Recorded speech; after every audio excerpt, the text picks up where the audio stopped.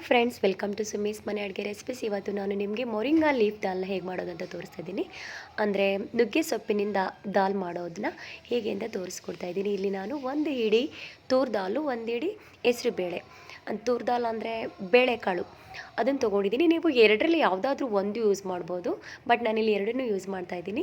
ಈಗ ಅದೆರಡನ್ನೂ ಚೆನ್ನಾಗಿ ವಾಶ್ ಮಾಡಿ ಕುಕ್ಕರ್ಗೆ ಹಾಕಿಟ್ಟಿದ್ದೀನಿ. ಒಂದು 3 ವಿಸಿಲ್ನ ಕೂಗಿಸ್ಕೊಳ್ಳೋಕ್ಕೆ ಬಿಟ್ಬಿಟ್ಟು, ಈಗ ಪಕ್ಕದ ಸ್ಟವಲ್ಲಿ ಒಂದು ಬಾಣಲಿನ ಇಟ್ಕೊಂಡು ಅದಕ್ಕೆ 1-2 ಸ್ಪೂನ್ ಎಣ್ಣೆ ಹಾಕ್ಕೊಂಡು ಸಾಸಿವೆ, ಜೀರಿಗೆ, ಹಾಗೆ ಇಂಗು, ಸ್ವಲ್ಪ ಬೆಳ್ಳುಳ್ಳಿ, ಒಂದು 4-5 ಎಸಳು, ಒಂದು ಒಣಮೆಣಸಿನ್ಕಾಯಿ, ಕರಿಬೇವು, ಒಂದು ಈರುಳ್ಳಿ, ಇಷ್ಟನ್ನು ಹಾಕ್ಕೊಂಡು ಚೆನ್ನಾಗಿ ಫ್ರೈ ಮಾಡ್ಕೊತಾ ಇದ್ದೀನಿ.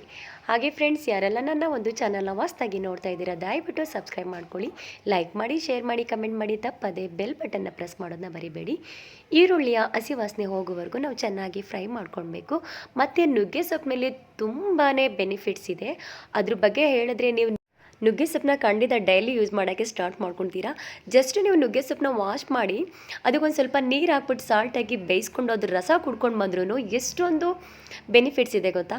ಸೊ ಇಲ್ಲಿ ನಾನು ಒಂದು ಟೊಮೊಟೊ, ದೊಡ್ಡ ಟೊಮೊಟೊನ ಹಾಕ್ಕೊಂಡು ಅದು ಸಾಫ್ಟಾಗಿ ಬೇಯೋದಕ್ಕೋಸ್ಕರ ಲಿಡ್ನ ಕ್ಲೋಸ್ ಮಾಡಿಕೊಂಡು 1 ನಿಮಿಷ ಆದಮೇಲೆ ಅದನ್ನು ಓಪನ್ ಮಾಡ್ಕೊಂಡಿದ್ದೀನಿ. ಈಗ ಟೊಮೊಟೊ ಆಲ್ಮೋಸ್ಟ್ ಸಾಫ್ಟಾಗಿ ಬೆಂದಿದೆ. ಈಗ ಇದಕ್ಕೆ ನುಗ್ಗೆ ಸೊಪ್ಪನ್ನ ಸೇರಿಸ್ಕೊಂಡು ಚೆನ್ನಾಗಿ ಫ್ರೈ ಮಾಡ್ಕೊತೀನಿ. ಮತ್ತು ಇದರ ಬೆನಿಫಿಟ್ಸ್ ಬಗ್ಗೆ ಹೇಳ್ತಾ ಇದೆ. ಇದರಲ್ಲಿ vitamin A, vitamin C, vitamin E, ಹಾಗೆ ಕ್ಯಾಲ್ಶಿಯಂ, ಪೊಟ್ಯಾಷಿಯಮ್, ಐರನ್ ಕಂಟೆಂಟ್ ತುಂಬಾ ಅಧಿಕವಾಗಿದೆ.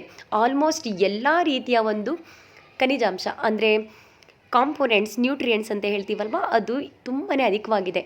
ಇದನ್ನು ತಿನ್ನೋದ್ರಿಂದ ಆಲ್ಮೋಸ್ಟ್ ಎಲ್ಲ ರೀತಿಯ ನ್ಯೂಟ್ರಿಯೆಂಟ್ಸು ಈ ಒಂದು ಸೊಪ್ಪಿನಿಂದ ನಿಮಗೆ ಸಿಗುತ್ತೆ. ನಾವು ಏನಾದರೂ ನಮಗೆ ನ್ಯೂಟ್ರಿಯೆಂಟ್ಸ್ ಬೇಕಂದರೆ ಎಲ್ಲ ರೀತಿಯ ತರಕಾರಿನ ತಿನ್ನಬೇಕಾಗುತ್ತೆ. ಆದರೆ ನಮಗೆ ಬರೀ ನುಗ್ಗೆ ಸೊಪ್ಪು ಒಂದು ತಿನ್ನೋದ್ರಿಂದ vitamin A, vitamin E, vitamin C, calcium, protein, iron content ಎಲ್ಲನೂ ಅಧಿಕವಾಗಿ ಸಿಗುತ್ತೆ. ಒಂದು ಕಿತ್ತಳೆ ಹಣ್ಣನ್ನು ತಿನ್ನೋದ್ರಿಂದ ನಮಗೆ ಎಷ್ಟು ಸಿಗುತ್ತೆ, ಆ ಕಿತ್ತಳೆ ಹಣ್ಣಿಗಿಂತ 7 ಪಟ್ಟು ಅಧಿಕವಾಗಿ ವಿಟಮಿನ್ ಸಿ ಇದೆ ಇದರಲ್ಲಿ. ಅಂದರೆ ನಮ್ಮ ಸ್ಕಿನ್ಗೆ ತುಂಬಾ ಬೆನಿಫಿಷಿಯಲ್ ಆಗುತ್ತೆ. ಹಾಗೆ ವಿಟಮಿನ್ ಎ ಬಂದು ನಮ್ಮ ಕಣ್ಣಿನ ದೃಷ್ಟಿನ ಹೆಚ್ಚಿಸುತ್ತೆ.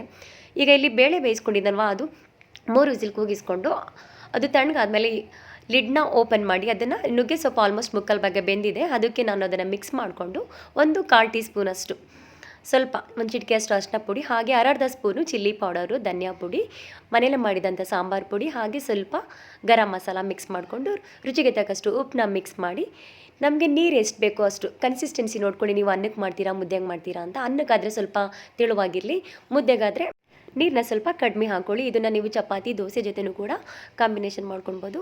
ತುಂಬಾ ಚೆನ್ನಾಗಿರುತ್ತೆ. ಹಾಗೆ ನಮಗೆ ಎಲ್ಲ ರೀತಿಯ ನ್ಯೂಟ್ರಿಯೆಂಟ್ಸು ಒಂದೇ ಐಟಮ್ಸಲ್ಲಿ ಸಿಗುತ್ತೆ. ಟ್ರೈ ಮಾಡಿ ನೋಡಿ, ಟೇಸ್ಟ್ ಹೇಗೆ ಬಂತು ಅಂತ ನನ್ನ ಒಂದು ಕಮೆಂಟ್ ಸೆಕ್ಷನಲ್ಲಿ ಕಮೆಂಟ್ ಮಾಡಿ ತಿಳಿಸಿ. Thanks for watching my channel. Thank you.